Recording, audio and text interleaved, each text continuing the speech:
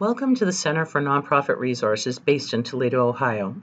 I'm Heather Bradley, the director, and I want to welcome you to this next briefing in our research to understand the nonprofit landscape in our region. This is phase 2, and we do have digital briefings on our website detailing the phase 1 activities if you'd like to check it out. We're at C4NPR.org. Phase 2 was different from phase 1 in that we wanted to take a deep dive into a subsector. We also, when we brought interested key stakeholders from the community together to examine the results, present them in a very different way, and I'm going to explain that as we go along. So why are we doing this? In phase 2, we're isolating one subsector by taxonomy. Taxonomy codes, if you're not familiar, are assigned by IRS specialists based on the information submitted in an application to become a 501c3 charitable organization. It's different from the classification codes, which are assigned by the applicants themselves.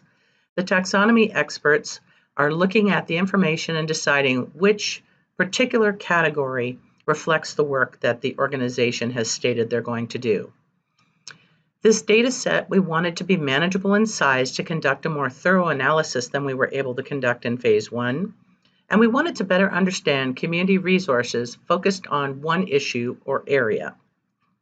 We recast the data and replicated the analysis conducted in phase 1A, and we engaged key stakeholders to take a deeper look at the data, a systems perspective versus looking at one particular organization.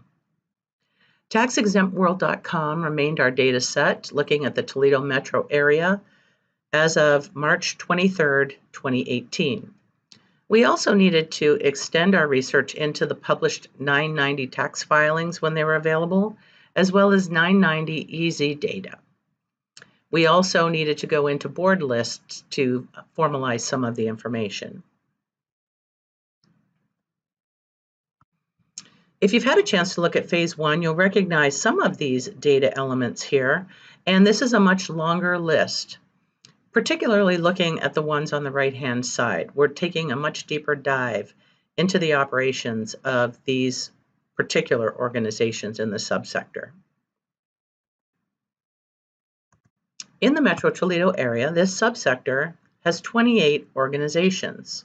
Now, you've noticed I haven't told you what the subsector is yet, so I want to make a deal with you. I want to try and replicate the experience as close as we can to what our key stakeholders experienced in our live briefing. We divided participants into different teams, and there were several of them, and we didn't tell them what the subsector was because, again, we wanted to take a systemic look at how this subsector stacks up. What does the data tell us? We did reveal it at the end, and I will for you. But when they started out, they didn't know what subsector they were looking at. But there's 28 of them. And then we had to look at and ask the question, were there any that had their status as a 501c3 revoked by the IRS? And yes, indeed, there were some. And there were some that had dissolved the organization. So the 28 went down to 21. So that was the body of organizations that we were conducting the analysis for. So in Datapack 1, we had the group activity. So basically, we're giving them some information and they're digesting it, and then we're giving them some more, etc. So in the first one, we started to look at how many of the organizations are required to file, and there were 8 of them, or 28% in the group. There were 13, or 62%, that were not required to file, and the reason given was their income was under $25,000. So we already start to see how this organization is starting to shape up. And we also start to realize there's going to be more information available for some organizations than others. In this subsector of 21, the total combined assets are $20.98 million. And the total liabilities are $2.58 million. Or more correctly said, these are the reported amounts. So it's at least that much, but we really don't know what the true total number is without conducting additional research. As a refresher, Tax Exempt World defines the Toledo metro area as 3 counties, Lucas, Wood, and Fulton. And this is the geographic distribution of the 21 organizations throughout those 3 counties. More specifically, there are 11 cities where these organizations have their official registration address. 67% of them are in Toledo, Maumee, and Wauseon. So what do you notice? What are perhaps the opportunities that come to mind when you think about the data that you've already been presented with? What information do you still want to know? What are you curious about? Now, again, this is not exactly recreating the experience that the key stakeholders had at the live event, because they could bounce ideas off each other and assumptions and have the discussion, but already you probably are noticing some things about the subsector. So in data pack number 2, what we shared with the group was ruling date patterns. As a refresher, this is the date that the IRS officially issues the approval for an organization to become a 501c3 charitable organization. As you'll notice, 71% are new organizations as of January 1st, 2000. 38% are new as of the beginning of 2010. And we have organizations in this sector going back as early as 1940.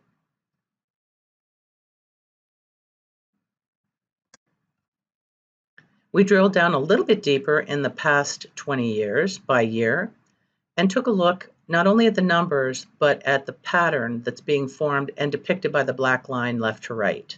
And you can see it's on the rise.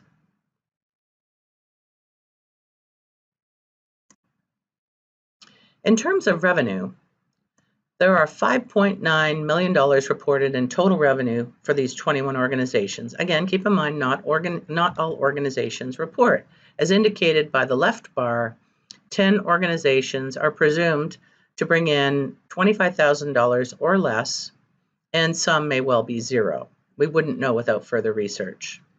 And there are 2 organizations that are reporting revenue in excess of $1 million. In terms of contributions, $3.8 million are available to help address this particular mission or challenge for the organization. Again, 10 are not required to file. 1 organization reports over $1 million, and you see the distribution in between.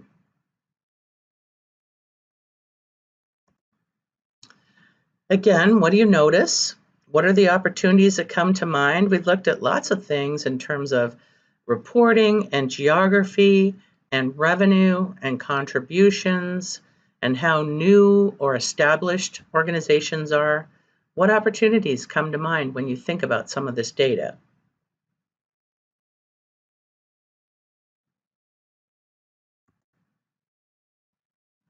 In data pack number 3, we looked at fees and expenses. For a total set of expenses reported of $4.1 million. Again, somewhat limited in terms of the number of organizations reporting, but it also introduces some very specific expenses, including executive compensation, insurance, investment management, accounting, legal, and advertising. And at least begs the question, although this was not the purpose of this particular round of research, is there duplication? What could happen if they combine some of their investments, perhaps in advertising? Could they increase their reach or improve the brand for the whole group? So those are some of the questions that rattle around for me when I take a look at data like this. Additional research would be needed either through focus groups or organization by organization interviews, assuming they're willing to participate, to fill in some of this information for the groups that are not legally required to file. This wasn't in the original data analysis, but Tony, the associate director, and I got so curious, what would happen? What's the correlation between revenue and ruling date? So you can see that in general, the newer the organization, the lower the revenue. And some of these may well be zero. Again, we know it's at least under $25,000. So what do you notice? What are the opportunities that come to mind? It's an interesting opportunity to step back and look at how we as a community are investing not only money, but the time of our boards and board chairs, our executive directors, our volunteers, our staff. What do you notice and what opportunities come to mind? At this point, we introduced a new concept to the group. There are a number of different financial ratios that can indicate the health of an organization. This is but one, and we thought this might be the most relevant at this particular phase of the research that we're doing. So if you haven't heard of contribution ratio, it measures how donor dependent an organization is. The calculation is contributions and grants divided by total expenses. And the desired ratio varies by organization type. For this type of organization, 50% or below are the most desired. Meaning that if you are too dependent on donors, and in particular donor dependent, that could put your organization at risk. So how could you, and this is a fancy word we hear, how could you diversify your income stream? So once we introduced the concept, we provided the data for this particular sector. So take a few minutes. The definition and the target is to the right. These are the calculations based on the information that we could access for the group of 21. And notice the individual ratios. And also notice the collective set of ratios. How healthy is this particular sector, subsector, at least on this dimension? There's other things that we could look at in the future, but at least on this dimension. When we pulled the group back together, we shared this where we highlight the individual calculations that exceed 50%. So you can notice that there are a number that exceed 50%. And then again, just take a look at the overall data set as a system and notice what this particular financial ratio is telling you.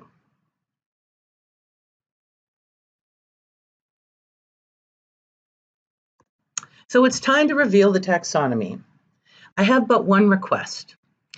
Please don't share this with others if you want to share the link in the presentation and have them play along too. Because if we had told you at the beginning of this opportunity, this research briefing, what the subsector was, you would, by human nature, bring your own biases into the analysis. And we wanted people, and we were encouraging people to look at the subsector as a system without the bias of knowing what the subsector is. So are you ready? Drum roll. Animal protection and welfare. Again, this is a taxonomy code assigned by the IRS specialists who review the applications as they come in, assign the code. And I want to point out one difference. If you recall, the classifications are assigned by the applicants themselves, and you can see that if we only looked at classifications, we would not have been able to look at this collective body, as some self-designate as charitable and some self-designate as prevent cruelty to animals. So this demonstrates why we selected the taxonomy code. With the group, we then briefly walked through all of the data. Now that you know that this particular group is all about animals and the protection of animals. So we start out with 28, but there are groups that had their status revoked by the IRS and dissolved. So there are groups entering and exiting this particular subsector, bringing us to a group of 21. We looked at those that are required to file and those that are not required to file, mainly because their income is under $25,000. So we start to learn something about the subsector. And these are the collective reported assets and liabilities. This is the geographic distribution of the organizations that exist for the animals. And these are the cities that their organizations are registered in, 67% in Toledo, Maumee, and Wauseon. We looked at the ruling date. So 71% are relatively new organizations into this subsector. For me, the big question is why? What's not available in the existing organizations that these groups feel, how do they feel that they can address the concerns in our community? And then the ruling pattern is an increase over time. Total revenue in an effort of protecting animals and prevention of abuse and neglect, $5.9 million. Contributions, $3.8 million. We look at the fees and expenses. Again, a small number that are actually required to report, but we start to see some of the elements that we can take a look at across the subsector. Revenue by ruling date, in general, the newer the organization, the lower the revenue. And we looked at the contribution ratio. So how dependent is this sector on contributions? There's definitely an opportunity there to diversify in terms of income streams. So next steps, we're finalizing our focus for phase 3. So more to come. We did develop the communications plan for this material. This video is one of those pieces. And if you haven't yet had a chance to look at the results from phase 1, we invite you to visit our website at www.c4npr.org in the technical assistance section. And I'll look forward to sharing more as we learn more.